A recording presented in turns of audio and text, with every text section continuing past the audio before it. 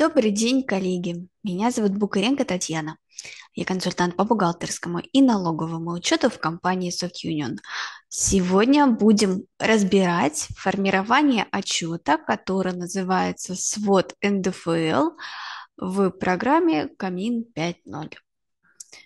Отчет этот довольно-таки спорный, многие сомневаются в его полезности, достоверности, и данное мнение складывается попросту из-за того, что пользователям не хватает информации о том, как же правильно его сформировать. Сегодня мы об этом и поговорим. Наш отчет находится в разделе «Главное. СВОТ НДФЛ». Когда мы его только формируем, предварительно выбрав период и в настройках известное нам поле сотрудника, мы видим следующую картину. Ну, хорошо, у нас есть вычет, какая-то колонка скидки. Зачем она нам? Налог исчислен. И что дальше? Такие вопросы обычно возникают, когда пользователь открывает этот отчет. Но давайте разбираться. Во-первых, мы должны понимать, чем мы можем оперировать в данном отчете. У нас есть несколько значений. Это группировка, значение группировки. В показателях отчета мы можем настраивать колонки отчета, и мы можем выбирать период, за который будем формировать данный отчет.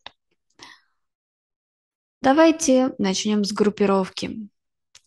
Конечно же, отчет мы можем строить в зависимости от тех целей, которые преследуем.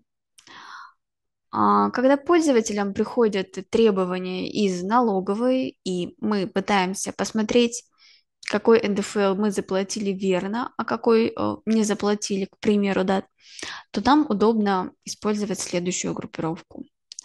Мы ищем поле месяц, ищем поле период действия, сотрудник и вид дохода. Ну вот мы поставили галки. Что теперь? Чтобы нам отчет сделать более понятным и удобным, я предлагаю значение месяц передвинуть в самый верх, то есть у нас группироваться будут только те поля, которые мы выделили, и в зависимости от того, что будет раньше в списке, то и будет как бы первее. Вид дохода я пододвигаю к сотруднику, и период действия я оставлю немножко ниже месяца. Что значит месяц? Месяц – это попросту дата в документе, за которую мы делаем начисление, рассчитываем НДФЛ и выплачиваем зарплату. Период действия – это как раз-таки тот месяц, к которому будет относиться выплата зарплаты, потому что мы в сентябре можем платить за август, например, да, и в таком случае нам удобно смотреть А месяц, Б период действия. Ну вот сформируем. Что-то появилось, много цифр, что-то непонятно. Ну, что мне не нравится? Я не люблю вот эти скидки, я не люблю поле именно сумма вычетов, я люблю поле сумма предоставленных вычетов, налог рассчитаны и налог удержаны. И таким образом я формирую. Далее, что я еще хочу посмотреть? То есть у меня здесь есть сотрудник, и ниже сотрудника у меня вид дохода. А мне нужно, к примеру, сверить, правильно ли я заплатила зарплату именно по зарплате, да, по больничным. То есть правильно ли я сделала выплату и в срок ли я уплатила НДФЛ. И для того, чтобы мне это сверить, я бы открыла что? Вот я смотрю, да, у нас есть 2 месяца. Это именно месяцы, которые участвуют в расчете по дате. То есть программа смотрит дату, и если это февральская дата, то она относит это к месяцу февралю. Но если это период, например, январь, то здесь будет стоять январь. Вот такая картина у нас, в принципе, вот когда мы анализируем НДФЛ, если вы платите зарплату за август, например, в сентябре, то перекрестный налог, исчисленный и удержанный, это совершенно нормальная ситуация. И мы можем начать сверять. Мгм. Налог исчисленный у нас 42 068. А в документах выплаты у нас удержался налог такой же. И теперь нам нужно проверить в бухгалтерии по банковской выписке, правильный ли мы налог заплатили. И если эти данные отличаются, то мы начинаем смотреть, почему. Вот дальше начинаем разворачивать нашу группировку и видим, что у нас здесь есть, ну, в данном случае только зарплата. Если у нас только зарплата, значит, мы понимаем, что на следующий день, за днем выплаты, мы должны заплатить наш НДФЛ. Если мы это делаем, у нас все прекрасно. То есть, если у нас в бухгалтерии есть данная банковская выписка, у нас все хорошо.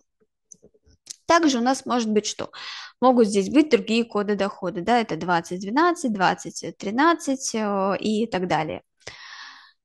И вот для них уже сроки уплаты НДФЛ, они немножко другие. И когда мы с вами анализируем подобным образом по кодам дохода данный отчет, мы, вот, например, здесь могла бы быть строка 2012, да, и мы бы тогда понимали, что НДФЛ в этой сумме, да, которую указываем, мы должны заплатить до конца месяца. Мы заходим в бухгалтерию и смотрим, а была ли там такая выплата. Если была, хорошо, нет, значит, ну, что-то пошло не так. И далее, вот это, к примеру, один вариант формирования отчета. Теперь я хочу посмотреть, вообще правильно ли у меня налог-то посчитался. Ну вот как бы хорошо, есть какие-то суммы, но вообще правильно он или нет. Давайте поставим галку «Формировать налог только за период». Мы с вами зайдем в настройки, уберем период действия, и пока что я уберу вид дохода. Сформирую просто с месяцем, просто с сотрудниками. Ну, как бы такое себе. А теперь давайте сформируем вместо периода действия, вместо месяца с периодом действия. Вот период действия это как раз-таки тот месяц, где у нас показатели будут друг с другом сходиться.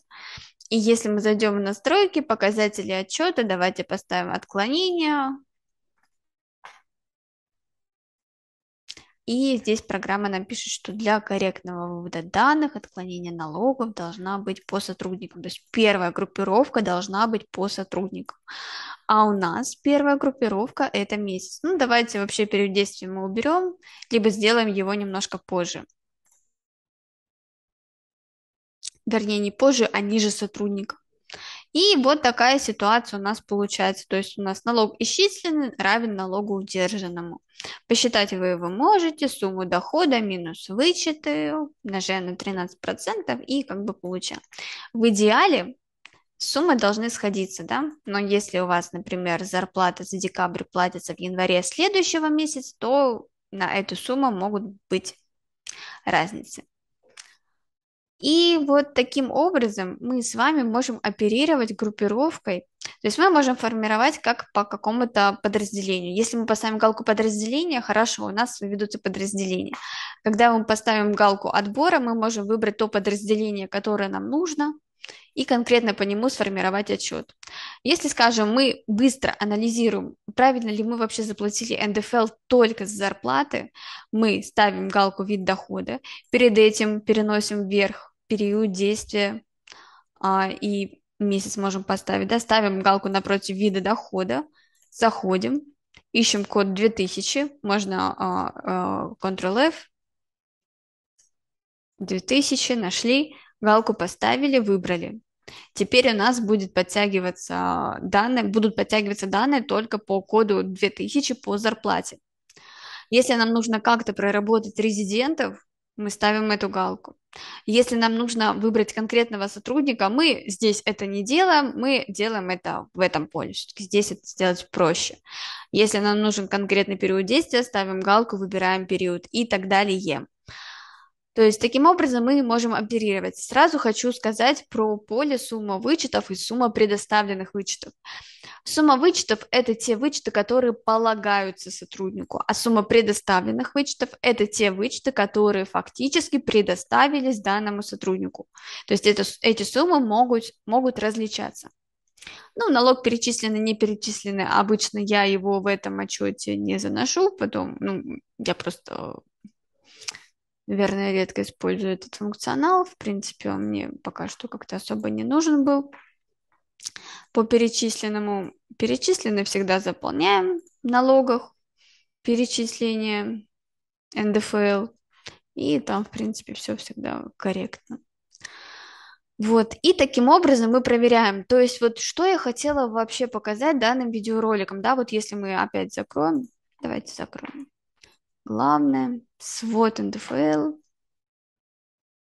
Ну, тут у нас уже, конечно, настройки, они остались. Обычно, когда вы перезаходите в программу, настройки могут сбиться. Вот. И тогда приходится настраивать заново, ну, либо же мы можем сохранить настройки, которые мы сделали, нажав на вот эту кнопку «Написать», да, и потом, когда мы сохраняем, мы можем загрузить настройки из списка. Вот. И что я хотела показать, да, вот этим отчетом. Обычно у нас отчет очень такой примитивный, то есть у нас здесь стоит только, например, налог рассчитаны, пользователь сюда заходит, видит, что, ну и что, ну и что мне с этим отчетом делать? Вот здесь есть какая-то информация, ну и что, мне ничего не понятно. Вот чтобы стало понятно, можете самостоятельно зайти в настройки, покопаться и вывести для себя какие-то данные. Ну вот уже показала вам, да, на примере с тем же месяцем. Ну вот давайте еще раз формируем. Вот мы видим, что здесь у нас что? Январь. Сумма дохода, вычеты предоставлены, налог рассчитан. Хорошо, а мне нужен еще удержанный. Ну вот идем мы сюда. Окей, здесь удержаны. Мне удобно так смотреть? Нет, мне так смотреть неудобно, вы у себя спрашиваете, да? Тогда вы идете в настройки, и вы уже знаете, что если нам нужно проанализировать данные конкретно за месяц, мы ставим галку период действия, и отчет у нас уже меняется, как бы он становится уже таки более-менее красивым. Вот. А если вам нужно проанализировать конкретно дату выплаты, вы ставите, опять же, повторяю, месяц. Потом, что мы можем делать? Мы можем, вот виды дохода, мы можем оперировать как? Вывести группировку перед сотрудниками, то есть у нас код 2000 будет вот перед сотрудниками. Это, видите, вообще без кода дохода пошла. Вот у нее ничего нет. Либо же мы можем вид дохода опустить ниже сотрудника, и тогда отчет поменяет свой вид, он будет вот таким. То есть вот когда у нас есть принцип или поле, по которому мы можем сгруппировать данные, нам лучше эту группировку всегда выводить наверх. Это всегда проще, это всегда красивее в отчете смотрится, и вам будет более понятно, что у вас тут происходит. Если же вы группируете отчет по наименьшему объединяющему показателю, то у вас он будет более такой размашистый, непонятный, и все. И ничего вы по нему не соберете. Но когда так, то, в принципе, все хорошо. Вот здесь вы еще можете выбрать сортировку по сотрудникам. Опять же, повторяю, там, значение отбора. Можете поставить галку «Тип дохода». Это у нас уже получается тип дохода 13% или 15%, да, например, чтобы проанализировать данные по такому показателю. Ну вот, то есть вот еще раз повторюсь, группировка, да, что нам выводить наверх. Вот тип дохода – это значение, которое присуще всем данным в нашем отчете. То есть я знаю, что у меня нету дохода под 15%. И я не буду этот вид группировки ставить в самый низ. То есть чтобы у меня вот так получилось. Мелькова Анна Борисовна. Сначала у меня код дохода, потом у меня тип дохода. Ну зачем мне это надо? То есть я понимаю, что у меня тип дохода всегда 13%. Ну вот вообще у меня в организации 15% нету. Ну а вид дохода, ну как бы он может быть там и 2012, 2013, 2000, 2002 и там пошло-поехало. И вид дохода мы ставим пониже, чем тип дохода. Тогда у нас отчет получается вот такой. То есть он мне уже больше нравится, да? Если я захочу вывести подразделение, ну, хорошо, подразделение я поставлю. Ну, пусть она у меня будет в самом верху. Вот я так хочу, да, чтобы у меня здесь была только администрация. А может, мне администрация неудобна, тогда я выведу сюда тип дохода, и у меня тогда будет тип дохода, к нему же я могу потянуть и вид дохода. То есть и здесь уже все зависит от вас. То есть этот отчет максимально гибкий для пользователя. Просто не нужно бояться заходить в настройки, их экспериментировать, с ними играться. Немножко выделите на это время, но зато потом вы скажете себе спасибо за то, что вы такой молодец, вы нашли то, что вам нужно под ваши потребности и сформировали отчет именно так, как вам нужно. Когда к вам подойдет руководитель, задаст вопрос, вы такие раз, по щелчку пальцев все открыли, показали, молодцы. На этом все. Надеюсь, что у вас больше не будет возникать вопросов с данным отчетом, который вот так называется SWOT НДФЛ, да, и мы больше любим в камине смотреть отчет, который называется регистр налогового учета по НДФЛ. Да, он тоже полезный в определенных случаях, но SWOT НДФЛ не менее полезный, чем этот регистр. Вот, поэтому, пожалуйста, используйте его. Если у вас будут вопросы, связанные с формированием этого отчета при переходящем НДФЛ с декабря на январь, и вы в нем запутаетесь, напишите мне, пожалуйста, в комментариях, хорошо? Мы постараемся сделать видеоролик и на эту тему, то есть рассмотреть эту проблему. Если есть возможность, распишите прям максимально подробно, чтобы я это смоделировала и вам показала это в базе. Вот, ну на этом все. Спасибо за внимание. Хорошего дня.